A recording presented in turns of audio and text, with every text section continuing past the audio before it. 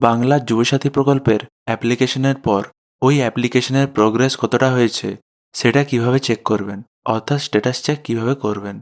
তার জন্য আপনি jubosathy.wb.gov.in এই ওয়েবসাইটে এসে যান। এখান থেকে স্ট্যাটাস চেক এই অপশানে ক্লিক করুন। তারপর এখানে আপনার মোবাইল নাম্বার এন্টার করুন এবং ক্যাপচা টাইপ করে গেট ওটিপিতে ক্লিক করুন। তাহলে আপনার মোবাইল নাম্বারে একটা ওটিপি যাবে এবং সেই ওটিপিটা এখানে এন্টার করে আপনি ভেরিফাই ওটিপিতে ক্লিক করুন। তাহলে আপনি দেখতে পেয়ে যাবেন যে আপনার অ্যাপ্লিকেশনে কতটা প্রোগ্রেস হয়েছে।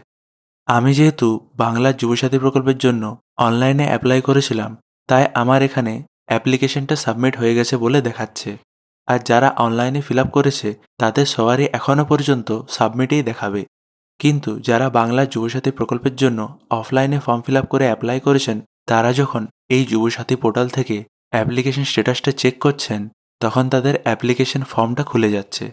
এর কারণ হচ্ছে, যারা ক্যাম্পে গিয়ে অফলাইনে ফর্ম ফিল আপ করে অ্যাপ্লাই করেছিলেন, তাদের ফর্মটা এখনও পর্যন্ত অফিসারের দ্বারা আপলোড করা হয়নি।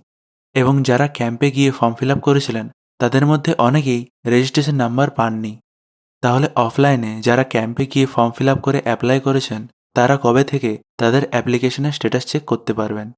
এক্ষেত্রে আমি আমার ব্লকের উদাহরণ দিয়ে আপনাকে দেখাতে পারি। এখানে লেখা আছে যে 28 তারিখের মধ্যে সমস্ত গ্রাম পঞ্চায়েতের অ্যাপ্লিকেশনের মপ আপ হবে, মানে সমস্ত কিছু কাজ 28 তারিখের মধ্যে অফিসাররা করে দেবেন। তাহলে আমার মনে হয় যে 28 তারিখের পর থেকে, অর্থাৎ মার্চ মাসের শুরুর দিক থেকে, যারা অফলাইনে ক্যাম্পে গিয়ে ফর্ম ফিল আপ করেছিলেন, তারা অ্যাপ্লিকেশন স্ট্যাটাস চেক করতে পারবেন।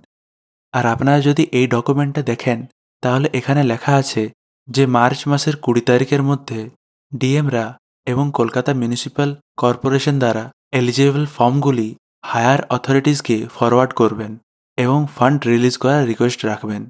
বলে রাখি, এই ডকুমেন্টটা আপনারা পশ্চিমবঙ্গ সরকারের স্পোর্টস অ্যান্ড ইউথ পোর্টাল থেকে ডাউনলোড করতে পারবেন। এবং এই ডকুমেন্টে এটাও লেখা আছে যে বাংলা যুবসাথী প্রকল্পের টাকা পশ্চিমবঙ্গ সরকারের স্পোর্টস অ্যান্ড ইউথ ডিপার্টমেন্ট থেকে রিলিজ করা হবে।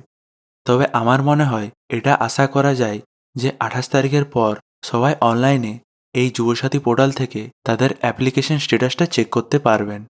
বাংলা যুবসাথী প্রকল্পের টাকা পাওয়ার জন্য আপনার ব্যাঙ্ক অ্যাকাউন্টে ডিবিটি ইনেবলড থাকতে হবে।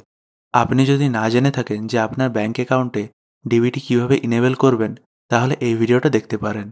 ভবিষ্যতে এরকম তথ্য পাওয়ার জন্য আপনি আপনার ফর্ম বন্ধুকে সাবস্ক্রাইব করুন। ভিডিওটি দেখার জন্য ধন্যবাদ।